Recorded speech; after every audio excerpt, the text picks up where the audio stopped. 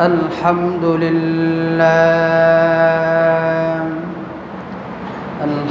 لله وكفى وسلام على عباده الذين اصطفى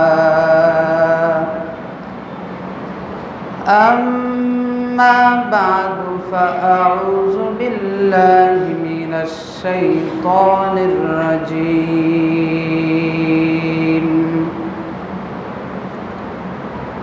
يا أيها الذين آمنوا كتب عليكم الصيام كما كتب على الذين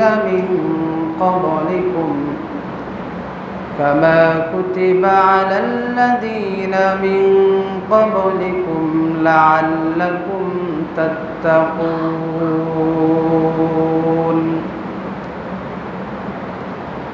وقال النبي صلى الله عليه وسلم من صام رمضان إيمانا واحتسابا غفر له ما تقدم من ذنبه صدق الله مولانا العظيم وصدق رسوله النبي الكريم ونحن على ذلك من الشاهدين والشاكرين والحمد لله رب العالمين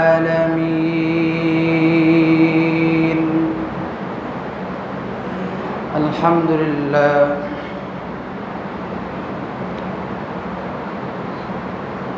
আল্লাহ সুবহানাহু ওয়া তাআলার দরবারে লক্ষ কোটি শুকরিয়া যে মহান তাবারাক ওয়া তাআলা আমাদেরকে মাহে রমাদানের প্রথম জুমআতে সালাতুল জুমআ আদায় করার লক্ষ্যে আল্লাহ পাকের ঘরের মেহমান হিসেবে কবুল করেছেন।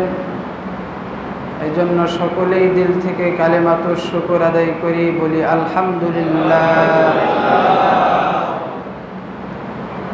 লক্ষ কোটি দরুদ ও সালাম কায়নাতের মুক্তির দূত যিনি ছিলেন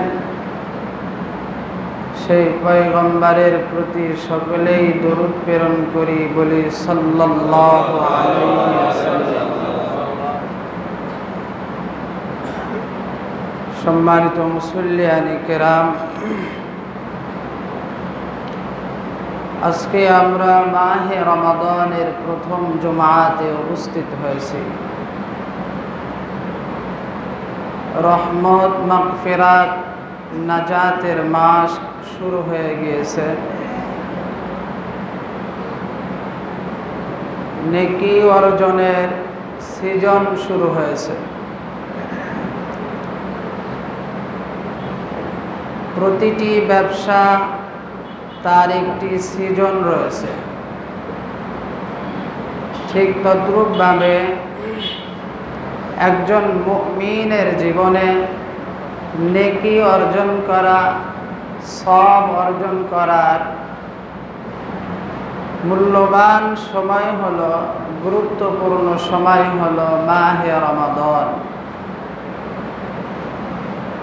সেই মাহে রমাদানে আমরা এসেছি।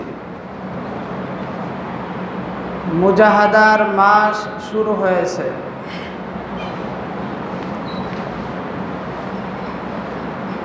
শরীয়তের প্রত্যেকটি আমলের একটি বা একাধিক বিশেষ উদ্দেশ্য থাকে। সেই উদ্দেশ্য যদি অর্জন হয় তাহলে সেই আমলের পরিপূর্ণ সওয়াব বা প্রতিদান পাওয়া সম্ভব হয়। মাহে রমাদান আমাদের কাছে এসেছে। এই রমাদানের মূল উদ্দেশ্য কি? আর সেই উদ্দেশ্যটা আমরা হাসিল করতে পারছি কিনা। মাহে রমাদানের মূল উদ্দেশ্য হলো আল্লাহ সুবহানাহু ওয়া তাআলা কুরআন হাকীমের মধ্যে বলে দিয়েছেন, ইয়া আইয়ুহাল্লাযীনা আমানু কুতিবা আলাইকুমুস সিয়াম কামা কুতিবা আলাল্লাযীনা মিন ক্বাবলিকুম লাআল্লাকুম তাত্তাকুন। আমরা সকলেই রোজাদার। এ সময় কথা বলতে একটু কষ্টই লাগে। সকলকে অনুরোধ করছি, আমরা কথাগুলো দিল দিয়ে বোঝার চেষ্টা করব। আমরা বলতেছিলাম প্রত্যেকটি কাজেরই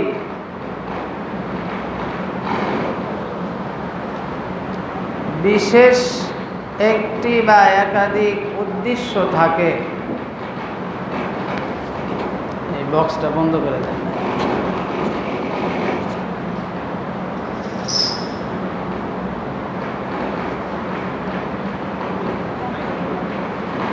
এটা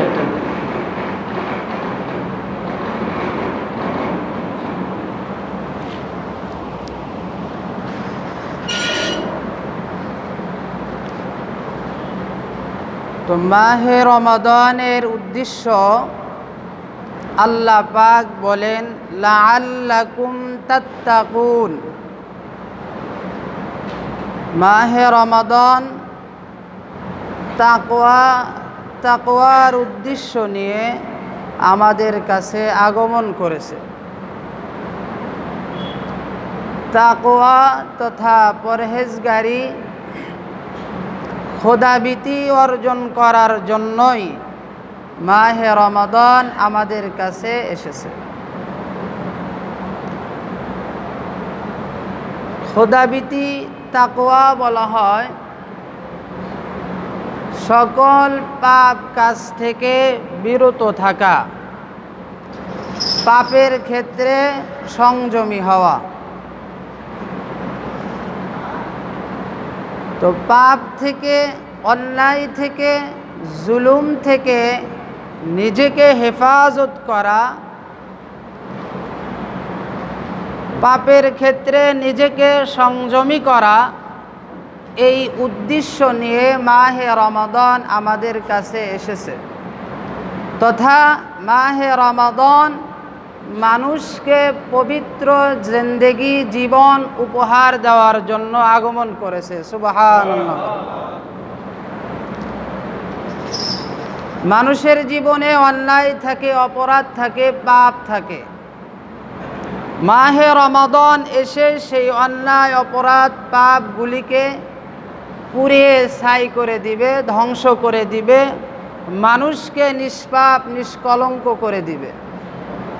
বিশ্বনবীজি হাদিস শরীফের মধ্যে বলেন, মান সামা রমাদানা ঈমানা ওয়া ইহতিসাবান গুফিরা লাহু মা তাকদ্দামা মিন যামবি। আল্লাহর রসুল বলেন, যারা ঈমান ও বিশ্বাস আস্থার সাথে মাহে রমাদানের সিয়াম সাধনায় যারা লিপ্ত থাকবে, আল্লাহ পাকের রাসূল বলেন তার জিন্দেগির অতীতের সমস্ত গুনাহগুলি মাফ করে দেওয়া হবে।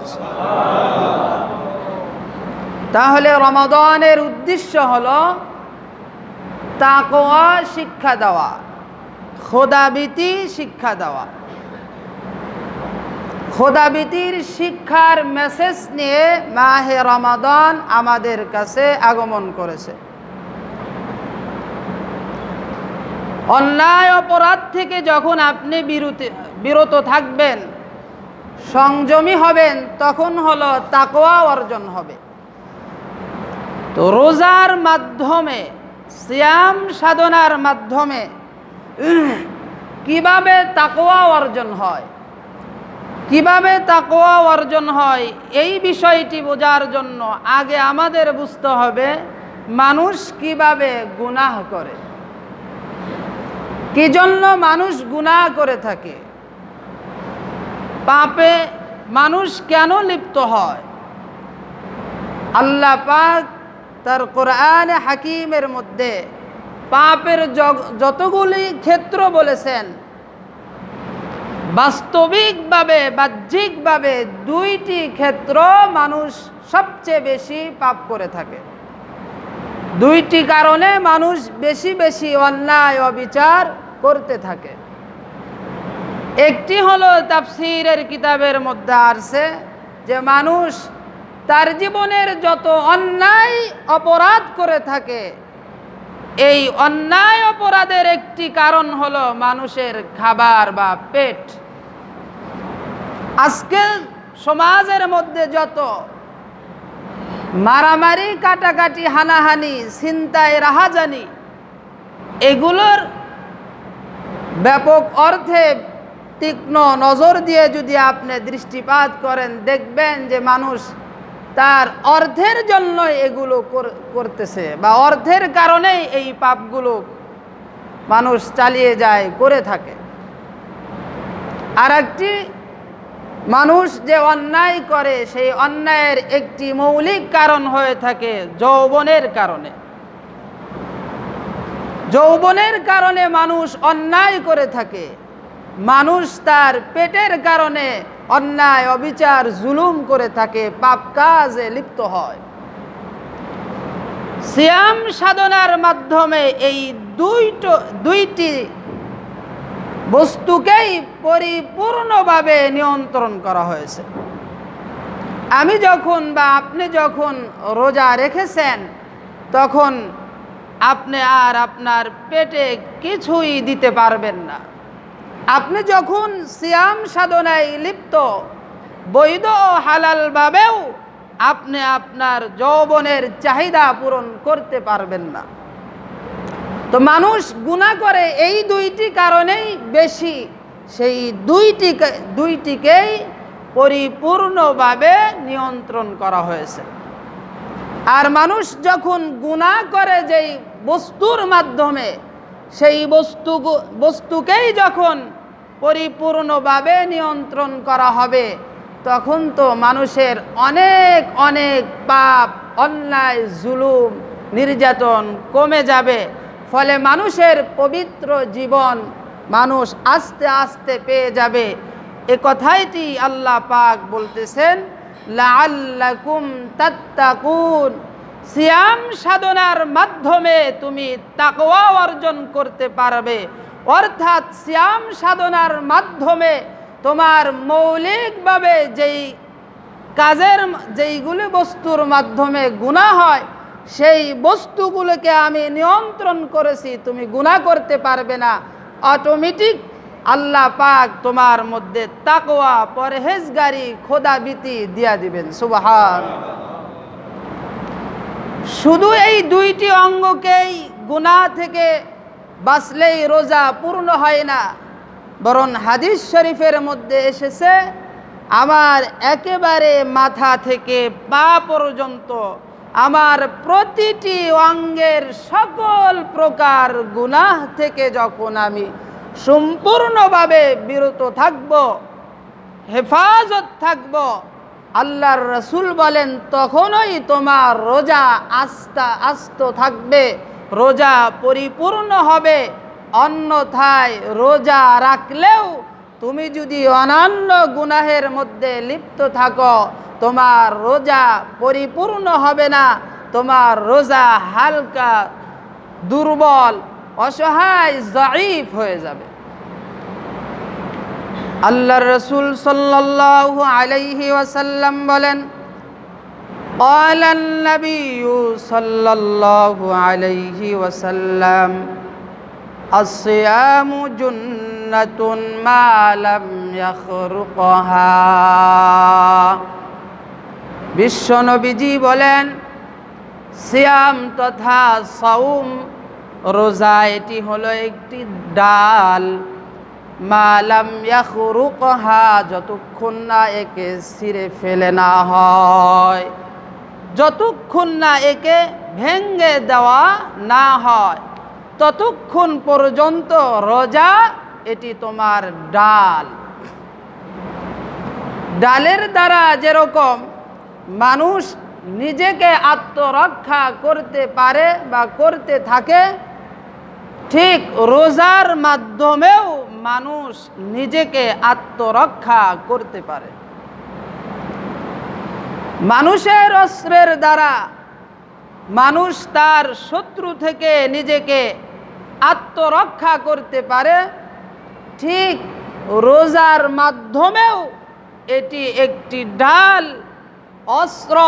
আর এই ঢাল বা হাতিয়ারের মাধ্যমে গুনাহ ও জাহান্নাম থেকে মানুষ নিজেকে আত্মরক্ষা করতে পারবে। সুবহান।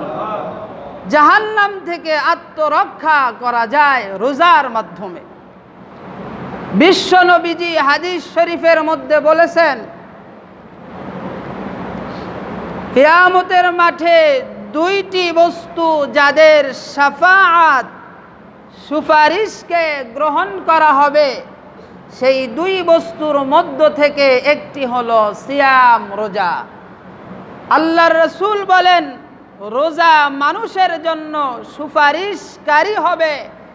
আর বিশ্ব নবীজি বলেন, ফায়ুশাফাআন, রোজা ও কোরআন সুপারিশ করবে। তেলাওয়াতকারীর জন্য কোরআন সুপারিশ করবে, সিয়াম পালনকারীর জন্য সিয়াম সুপারিশ করবে। বিশ্ব নবীজি বলেন, ফায়ুশাফাআন, উভয়ের সুপারিশ আল্লাহ পাক গ্রহণ করে, কবুল করে উভয়কেই আল্লাহ পাক নাজাতের ব্যবস্থা করে দিবেন। সুবহান। তাহলে আমরা শুনতেছি, আসসিয়ামু জুন্নাতুন, রোজা এটি মানুষের আত্মরক্ষার হাতিয়ার। হাতিয়ার যদি আপনার কাছে যে অস্ত্র রয়েছে সেটি যদি দুর্বল হয়, সেটি যদি ভেঙে যায়, সেটি যদি যথার্থ হাতিয়ার হিসাবে না থাকে আপনার কাছে, তাহলে আপনি যেরকম শত্রু থেকে নিজেকে রক্ষা করতে পারবেন না, ঠিক তদ্রূপ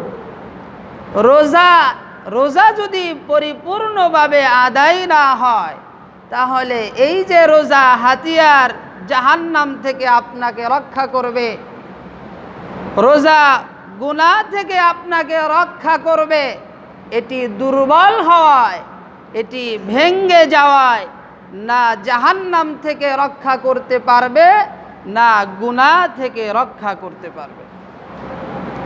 বিশ্ব নবীজি যখন বলেন, আসসিয়ামু জুন্নাতুন মা লাম ইয়াখরুকহা, রোজা হলো হাতিয়ার, এই হাতিয়ারকে যতক্ষণ না ভেঙে ফেলা না হয়। আল্লাহর রাসূল কে এই কথা যখন তিনি বললেন, সাহাবায়ে কেরাম বলেন, রোজা যে হাতিয়ার, এটিকে দুর্বল বা এটিকে ভেঙে ফেলা হয় কিভাবে? আল্লাহর রাসূল তখন বলেছিলেন, এটি ভেঙে যায় বা দুর্বল হয়ে যায়, এই হাতিয়ার নষ্ট হয়ে যায় গুনাহের কারণে তথা মিথ্যা এবং গীবত করার কারণে। তোমার যে হাতিয়ার, এটিকে কঠিন আযাব থেকে তোমাকে রক্ষা করবে, এটা রক্ষা করতে পারবে না, ভেঙে যাবে, তোমাকে হেফাজত করতে পারবে না যদি তুমি এই হাতিয়ার তোমার সাথে থাকা অবস্থায় তুমি যদি মিথ্যে বলো, তুমি যদি গীবত করো, তাহলে এই গীবত ও মিথ্যা বলার মাধ্যমে রোজার হাতিয়ার, এই হাতিয়ার ভেঙে যাবে, ছিঁড়ে যাবে, ফেটে যাবে, হালকা হয়ে যাবে, তোমাকে আর সে রক্ষা করতে পারবে না। মুখের মাধ্যমে যে দুইটি বড় বড় গুনাহ হয়, দুইটা গুনার কথাই আল্লাহ পাকের রাসূল বলেছেন। জবানের মাধ্যমে সবচেয়ে বড় গুনাহ হলো মিথ্যা বলা। বিশ্ব নবীজি বলেছেন, ইন্নাস সিদকা ওয়া ইন্নাল কিযবা ফুজুরান ওয়া ইন্নাল ফুজুরা ইয়াহদি ইলান নার, নাউযু বিল্লাহি মিন যালিক। আল্লাহর রাসূল বলেন, মিথ্যা এটি একটি অন্যায় জুলুম গুনাহের কাজ, আর এই অন্যায় জুলুম গুনাহ মানুষকে টেনে টেনে জাহান্নামে নিক্ষেপ করে দেন। নাউযুবিল্লাহ। জবানের মিথ্যা এর প্রতিদান, প্রতিফল এবং শেষ ফায়সালা হলো তাকে জাহান্নামে নিক্ষেপ করে দিবে, জাহান্নামে ফেলে দিবে। শুধুমাত্র আপনার জবানের গুনাহ থেকে বাঁচলেই আমাদের রোজা পরিপূর্ণ হবে এমনটি নয়, বরং কথা হলো এমন, আমার প্রতিটি অঙ্গের গুনাহ থেকে, আমার প্রতিটি অন্যায় কাজ থেকে আমাকে বিরত থাকতে হবে, তাহলেই আমার রোজা পরিপূর্ণ আত্মরক্ষা জন্য ব্যবস্থা করবে, পরিপূর্ণ রোজা হিসাবে, সিয়াম হিসাবে সাব্যস্ত হবে। হুজুর আরবি সাল্লাল্লাহু আলাইহি ওয়াসাল্লাম এজন্য তার উম্মতকে দেখেন কি শিক্ষা দিয়েছেন। আল্লাহর রাসূল সাল্লাল্লাহু আলাইহি ওয়াসাল্লাম বলেন, তোমরা যখন সিয়াম সাধনায় থাকবে তখন ফালা ইয়ারফাস ওয়ালা ইয়াসখাব, তোমরা অনর্থক কথা বলবে না, শোরগোল করবে না, অন্যায় অপরাধে নিজেকে জড়াবে না। আল্লাহর রাসূল বলেন, যদি তোমার সাথে কেউ ঝগড়া করতে আসে অথবা তোমার সাথে কেউ মারামারি হানাহানি করতে আসে, আল্লাহর রাসূল বলে দিয়েছেন তার উম্মতকে, ফালইয়াকুল, আমার পক্ষ থেকে তোমার প্রতি নির্দেশ, ইন্নিম রুউন সাইমুন, তুমি তাকে বলে দিবে আমি রোজা রেখেছি, আমি ঝগড়া করতে পারবো না, আমি রোজা রেখেছি তাই হানাহানি মারামারি করতে পারবো না, আমি রোজা রেখেছি তাই অনর্থক কথা বলতে পারবো না, আমি রোজা রেখেছি এজন্য আমি শোরগোল করতে পারবো না, বরং এক মন এক খেয়াল আল্লাহর ভয় ভীতি নিয়ে আমি আমার সারাটা দিন অতিক্রম করব। তার উম্মতকে এভাবে রোজার পবিত্রতার রক্ষার জন্য আল্লাহর রাসূল তার উম্মতকে এভাবে নির্দেশ দিয়েছেন। এজন্য ইনশাআল্লাহ আমরা সকলেই তো আমাদের রোজাটি পরিপূর্ণ করতে চাই কিনা বলেন? তাহলে আমাকে সকল প্রকার অন্যায় থেকে বিরত থাকতে হবে, সকল প্রকার পাপাচার থেকে আমাকে হেফাজত থাকতে হবে, অন্যায় করা যাবে না।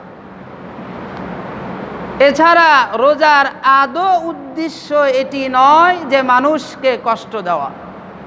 দেখেন অনেকেই তো আমরা এই মাসআলাগুলি জানি না। রোজার মাধ্যমে যদি মূলত মানুষকে কষ্ট দেওয়াই উদ্দেশ্য হতো তাহলে আমার মনে হয় মাসআলাগুলি এভাবে থাকতো না।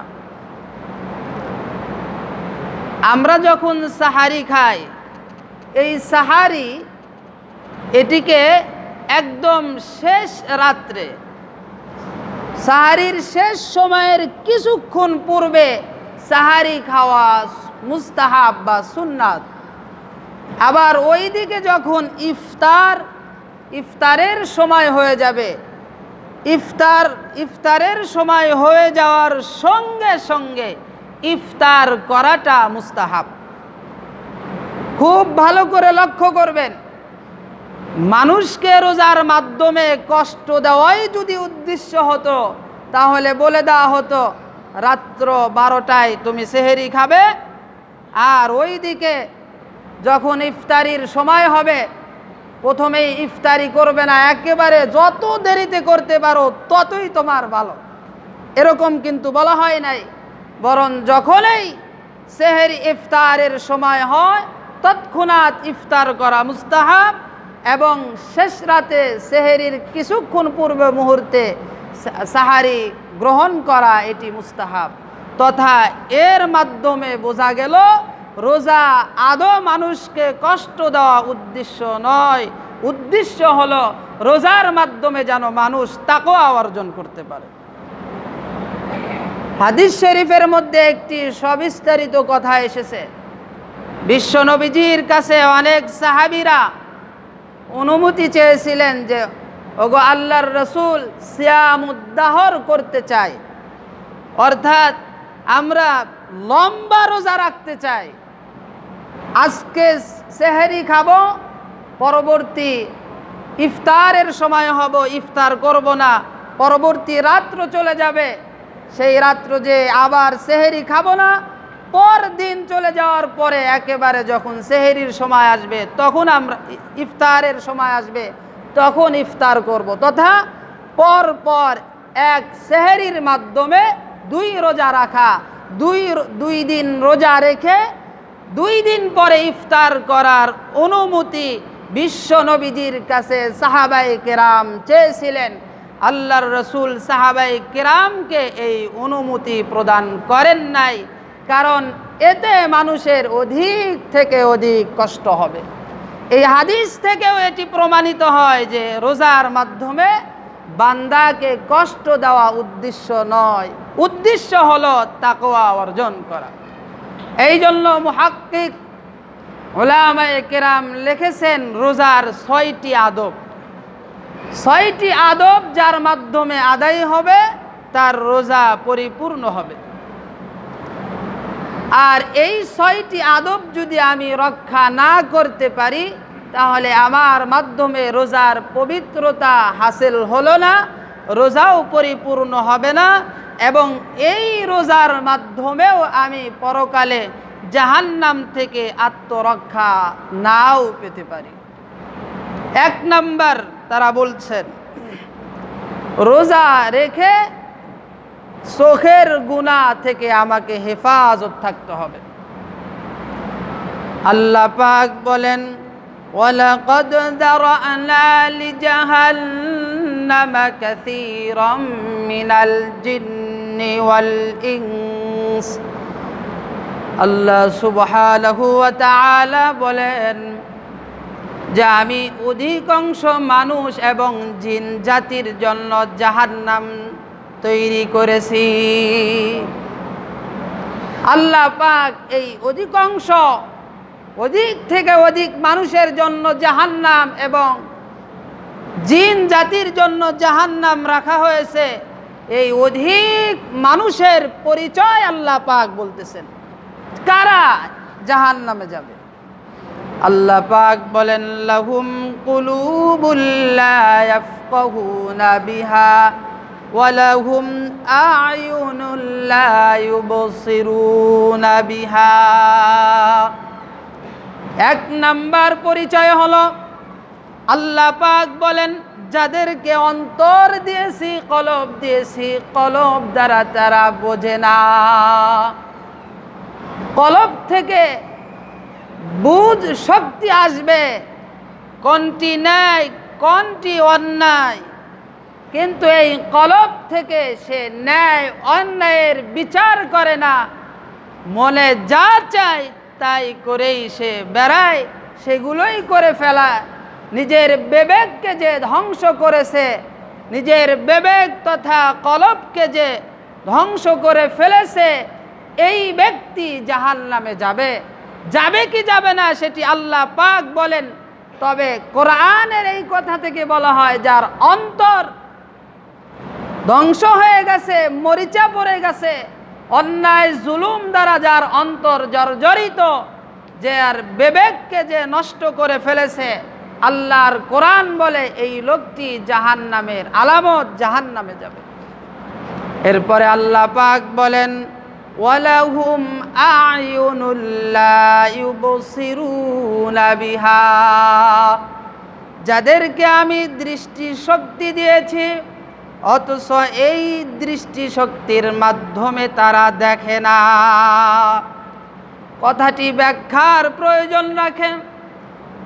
আমাদের যে চোখ রয়েছে এর মাধ্যমে তো আমরা দেখি, এরপরও আল্লাহ পাক বলেন দেখে না। এর অর্থ হলো দৃষ্টিশক্তির মাধ্যমে আল্লাহ পাক যেই বস্তুগুলো দেখার নির্দেশ দিয়েছেন সেটিকে দেখে না, না দেখে যেগুলো দেখতে নিষেধ করা হয়েছে ওইগুলোই সে বেশি বেশি দেখে থাকে। এটার অর্থ হলো দেখে না, তথা দেখে অন্যায় দেখে, নেই দেখে না। এই চোখ তো দিয়েছিলেন আল্লাহর কোরআন দেখে দেখে তেলাওয়াত করব, চোখ দিয়েছিলেন কাবা শরীফ দেখব, চোখ দিয়েছিলেন ভালো কিছু দেখব। এটি যদি আমরা না করে ফেলি তাহলে দেখাটা দেখা হলো না, অন্যায় হয়ে গেল। এ কারণে মানুষ জাহান্নামে যেতে পারে। তো রোজার 1 নাম্বার আদব হলো আমি রোজা রেখেছি, এজন্যই আমি আমার দৃষ্টির মাধ্যমে যত গুনাহ হতে পারে সকল গুনাহ থেকে সম্পূর্ণভাবে আমাকে হেফাজত থাকতে হবে। এই চোখ আল্লাহ পাকের একটি বিশেষ নিয়ামত। আল্লাহ রসুল সাল্লাল্লাহু আলাইহি ওয়াসাল্লাম বলেন, قال النبي صلى الله عليه وسلم زرفت منها العيوب ووجلت منها القلوب। আল্লাহ রসুল সাল্লাল্লাহু আলাইহি ওয়াসাল্লাম বলেন, তুমি যদি তোমার চোখের মাধ্যমে, দৃষ্টিশক্তির মাধ্যমে তুমি যদি কান্নাকাটি করতে পারো, আল্লাহর নবী বলেন হুররিমাতিন নার আইনুন বাকাত মিন খাশিয়াতিল্লাহ হুররিমাতিন নার। বিশ্ব নবীজি বলেন আল্লাহর ভয়ে যেই চোখে পানি আসে, কান্না করে, বিশ্ব নবীজি বলেন ওই চক্ষুওয়ালা মানুষের জন্য আমি আল্লাহ পাক জাহান্নাম হারাম করে দিয়েছি। জাহান্নাম হারাম হয়ে যাবে। আমরা তো বুঝতেছি না, আলেম ওলামারা বোঝে এই কথাটা। হুররিমাতিন নার মজহুলের সিগা, অর্থ হলো জাহান্নাম হারাম করে দেওয়া হয়েছে। জাহান্নাম হারাম করা হলো বা হচ্ছে এমন না। যদি আমার চোখে আল্লাহর ভয়ে পানি আসে, আল্লাহ পাকের নবীর নির্দেশ বা বক্তব্য হলো যে ওই চোখের জন্য জাহান্নামের আগুন হারাম করে দেওয়া হয়েছে। এজন্য আমরা বেশি বেশি কান্না করব তো নাকি কর ইনশাআল্লাহ। আল্লাহর কোরআন আপনাকে আমাকে এই শিক্ষা দিল, ফাল্যাদহাকু কলিলা ওয়ালয়াবকু কাসীরা। বেশি বেশি কান্না করো এবং খুব কম কমই হাসো। খুব বেশি হাসবে না, কিন্তু খুব বেশি কান্না করবে। আল্লাহর ভয়ে সবসময় বেশি বেশি কান্না করো। তো আমার রোজার পবিত্রতা হাসিলের জন্য আমাকে আমার দৃষ্টির সকল গুনাহ থেকে হেফাজত থাকতে হবে। আল্লাহ পাক আমার দৃষ্টির সকল গুনাহ থেকে হেফাজত করেন। সকলে বলি আল্লাহুম্মা আমিন। 2 নাম্বার, আপনার আমার জবানের সমস্ত গুনাহ থেকে হেফাজত থাকতে হবে। আল্লাহর রাসূল সাল্লাল্লাহু আলাইহি ওয়াসাল্লাম বলেন, হাফিজুল লিসান ওয়া মুতুইল জিআন ওয়া মুকসিল জিরআন ওয়া মান সাল্লা আলা হাবিবির রহমান। আল্লাহর রাসূল বলেন, কিছু মানুষ আমি নবীর সাথে জান্নাতের মধ্যে থাকবে। 1 নাম্বার, আল্লাহর রাসূল বলেন যে তার জবানকে হেফাজত করে, হেফাজতকারী জবানওয়ালা মানুষ আমি নবীর সাথে জান্নাতে থাকবে। আমার সাথেই জান্নাতে থাকবে যার জবানটা পবিত্র। আল্লাহ পাক আমাদের জবানকে পবিত্র করুন। সকলে বলি আল্লাহুম্মা আমিন। বিশ্ব নবীজির জামানায় 2 মহিলা রোজা রেখে এত ক্লান্ত হয়ে গিয়েছে যে এখনই মরে যায়।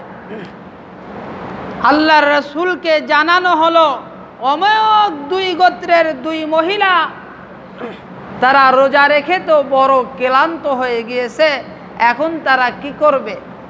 আল্লাহ রাসূল সাল্লাল্লাহু আলাইহি ওয়াসাল্লাম তাদের বলে দিলেন, যাও তাদের কাছে যেয়ে বলো যে তোমার নবী তোমাকে বমি করতে বলেছে। এই মহিলাদের কাছে যখন এই নির্দেশ গেল, তারা কোনো এক পাত্রের মধ্যে বমি করলেন। আর এতে দেখা গেল তাজা রক্ত এবং তাজা গোস্ত ভূমির মাধ্যমে পেট থেকে বের হয়ে গেছে। আল্লাহর রসুলকে জানানো হলো, বিশ্বনবীজি বলেন, শোনো, তাদের রোজা এত বেশি কষ্ট দেওয়ার কারণ এটিই ছিল, তারা রোজা থাকা অবস্থায় জবানের পবিত্রতা রক্ষা করে নাই। রোজাও থেকেছে আবার গীবত করেছে, রোজাও থেকেছে আবার মিথ্যাও বলেছে। এজন্যই তাদেরকে আল্লাহ পাক দেখিয়ে দিলেন গীবত করা মানে নিজের মৃত ভাইয়ের গোশত খাওয়া। এটি আল্লাহ পাক প্রমাণ করে দিলেন। আল্লাহ পাক বলেন, ইয়া আইয়ুহাল্লাযীনা আমানু জতানিবু কাসীরাম মিনাজ-যন ইন্না বা'দায-যন্নি ইসমুন ওয়া লা তাজাসসাসু ওয়া লা ইয়াগতাব বা'দুকুম বা'দা আইয়ুহিব্বু আহাদুকুম আন ইয়াকুলা লাহমা আখিহি মাইতান ফাকারিহতুমু ওয়াত্তাকুল্লাহ ইন্নাল্লাহা তাওয়াবুর রহিম। আল্লাহ পাক বলেন, তোমাদের মাঝে এমন কি কেউ আছো যে নিজের মৃত ভাইয়ের গোশত খাওয়াকে পছন্দ করো? আল্লাহ পাক নিজেই বলেন, ফাকারিহতুমু, ন্যূনতম যার মধ্যে মানবতা রয়েছে, দয়া রয়েছে, সে কখনোই এই কাজকে পছন্দ করতে পারে না। আল্লাহ পাক বলেন, এবার শোনো, তুমি যখন অপরের গীবত করো, শিকায়েত করো, পরনিন্দায় লিপ্ত থাকো, এই কাজটি এতই অপরাধ, এতই খারাপ কাজ যে এটি কেমন জানি তুমি তোমার মৃত ভাইয়ের গোশতই তুমি ভক্ষণ করছো। আল্লাহ পাক বলেন, ওয়াত্তাকুল্লাহ, তুমি যদি মানবতার দাবিদার হয়ে থাকো তাহলে তুমি আর গীবত করো না, পরনিন্দা করো না, শিকায়েত করো না, গীবত ছেড়ে দাও। ওয়াত্তাকুল্লাহ, আল্লাহকেই ভয় করো। ইন্নাল্লাহা তাওয়াবুর রহিম। আল্লাহ পাক বলেন, অতীত জীবনের জন্য তওবা করো। গীবত হয়েছে তো কি হয়েছে, আমি আল্লাহ তওবা করার কারণে তোমার তওবা কবুল করে মাফ করে দিব। তওবা করি নাকি কোন? ইনশাআল্লাহ। আর জীবনে গীবত করব না, পরনিন্দা করব না, শিকায়েত করব না, তওবা করলাম। আল্লাহ আপনি আমাদের মাফ করেন। সকলে বলি আল্লাহুম্মা আমিন। ভাই শোনেন, গীবতের 3টি স্তর রয়েছে। আপনারা আলেম ওলামা না, ব্যাপকভাবে এই কথা আপনাদের জন্য, আপনারা কারো বিরুদ্ধে কোনো গীবত করবেন না, কিন্তু 3 স্তরের কোনো জায়গায় গীবত করা ফরজ, কোনো জায়গায় গীবত করা ওয়াজিব, কোনো জায়গায় গীবত করা হারাম। ক্ষেত্র বিশেষ মাসআলা ভিন্ন হয়ে যাবে, তবে আমাদের আমরা সাধারণ এদের জন্য করণীয়, যেহেতু ক্ষেত্র চিনি না, অবস্থান জানি না, আমি কি করব? ইস্তেগফারের সাথে আমি গীবত করব না। আল্লাহ পাক আমাদের সহি বোঝার তৌফিক দান করেন, আমিন বলি। আল্লাহর রাসূল হাদিসের মধ্যে বলেন, আল গীবাতু আশাদ্দু মিনাজ জিনা। গীবত করা জিনা, ব্যভিচারের থেকেও বড় অপরাধ। আল্লাহ পাক এই বড় অপরাধ থেকে আমাদের হেফাজত করেন। সকলে বলি আল্লাহুম্মা আমিন। আমার রোজার পবিত্রতার জন্য 2 নাম্বার কাজ হলো জবানকে হেফাজত রাখতে হবে। রাখবো তো নাকি কন? ইনশাআল্লাহ। কিভাবে? গীবত করবেন না, মিথ্যা বলবেন না, হারাম ভক্ষণ করবেন না, হারাম মাল দ্বারা সাহারি খাবেন না, হারাম মাল দ্বারা ইফতার করবেন না। তাহলে আপনার জবান পবিত্র থাকলো, রোজার পবিত্রতা রক্ষা করতে পারলেন। আল্লাহ পাক আমাদের করার তৌফিক দান করেন, আমিন। 3 নাম্বার হলো আমার কানের গুনাহ থেকে বিরত থাকতে হবে। রোজা রেখেছি, সারাদিন গান বাজনা, হেডফোন কানের মধ্যে থাকে, সময় কাটে না, এই জন্য কার্টুন দেখে। না না, আপনার রোজার পবিত্রতা আপনি রক্ষা করতে পারছেন না। আল্লাহ পাক বলেন, ওয়ালাহুম আযানুল লা ইয়াসমাউনা বিহা, আমি শ্রবণ শক্তি দিয়েছি, কিন্তু এই শ্রবণ শক্তির মাধ্যমে শোনে না।